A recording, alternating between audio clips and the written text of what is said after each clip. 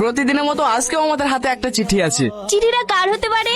আজকের চিঠিটাও সেই মেয়েটার লেখা, যার লেখার রোজ আমরা মুগ্ধ হয়ে পড়ি। তোমাদের চেনা সেই নাম সাথী।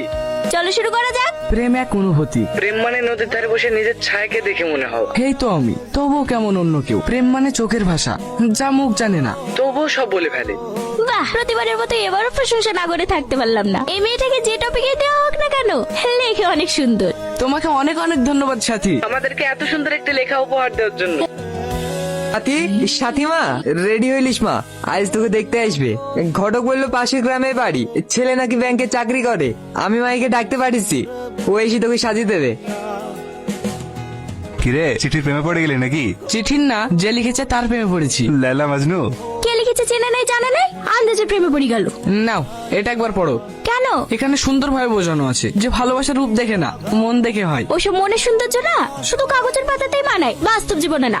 যাই বলো মায়া, আমি কিন্তু এই অচেনা সাথীর প্রেমে পড়ে গেছি। তুমি তো আশেপাশে দেখতে পাও না, কোথাকার কোন মেয়ে চিঠি পাঠিয়েছে তার নাকি প্রেমে পড়েছে। তোর যখন মেয়েটাকে এতই ভালো লাগে তাহলে দেখা করছিস না কেন? কিভাবে করব? এই চিঠি আর রেডিওই তো আমাদের একমাত্র যোগাযোগের মাধ্যম। আমরা তো প্রতি বছর সেরা চিঠি লেখককে পুরস্কৃত করি, তাই না? এই বছরের সেরা লেখককে সাথী, থ্যাংক ইউ ভাই। হাই মাই, বস। ভাবি, মেয়ে আমার পছন্দ। চুপ কর পাগলা। তোমার নাম কি বোন? ওর নাম সাথী। বাহ বাহ। কোন ক্লাস অবধি পড়েছো? কলেজে পড়ছে, ফার্স্ট ইয়ার। ওকেই বলতে দাও না, তুমি বলছো কেন? আপনাদের মনে হয় কোথাও ভুল হচ্ছে। কি ভুল? ঘটক, তুমি কিছু বলনি?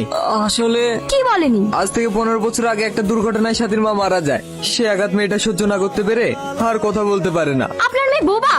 হ্যাঁ মা, সাথী কথা বলতে পারে না। এই বিয়ে হবে না। কেন ভাবি? মেয়ে তো সুন্দর। চুপ কর, এরা তোকে ঠকিয়ে বোবা মেয়েটাকে তোর গলায় ঝুলাতে চাইছিল, তুই বুঝতে পারছিস না? একদম মাঝে মাঝে কথা বলবে না, এখানে একটু ভুল বুঝাবুঝি হয়েছে, কেউ কাউকে ঠকায়নি। না ঠকালে আপনার বোবা মেয়ের বিয়েও হবে না। আর আপনি এখানে সাধু সাজতে এসেছেন? আপনাদের মতন লোককে ভালোভাবে চেনা আছে আমার। সাথী, সাথী, সাথী মা, তুই চিন্তা করিস না, ওর থেকে ভালো মেয়ের সঙ্গে তোর বিয়ে দেবো। তোরা এই বাড়ি অতিথি না হলে এতক্ষণ তোদেরকে কেটে নদীর জলে ভাসিয়ে দিতাম। ফিরে যা আমার বাড়ি থেকে। চলো চলো। আমার ভুলে গেছে ভাই, আপনি আমাকে ক্ষমা করে দেন। যা হয়েছে হয়েছে, তুমি আবার ছেলে দেখো। আর এবার যেন সবকিছু জেনে কেউ এই বাড়িতে আসে। মেয়ে প্রবাসী কোনো ছেলে বিয়ে করতে রাজি হয়েছে না। রাজি হবে না মানে? তুমি শুধু ছেলে দেখো, দরকার হয় আমার টাকা পয়সা জমি জায়গা সব দিয়ে দেবো।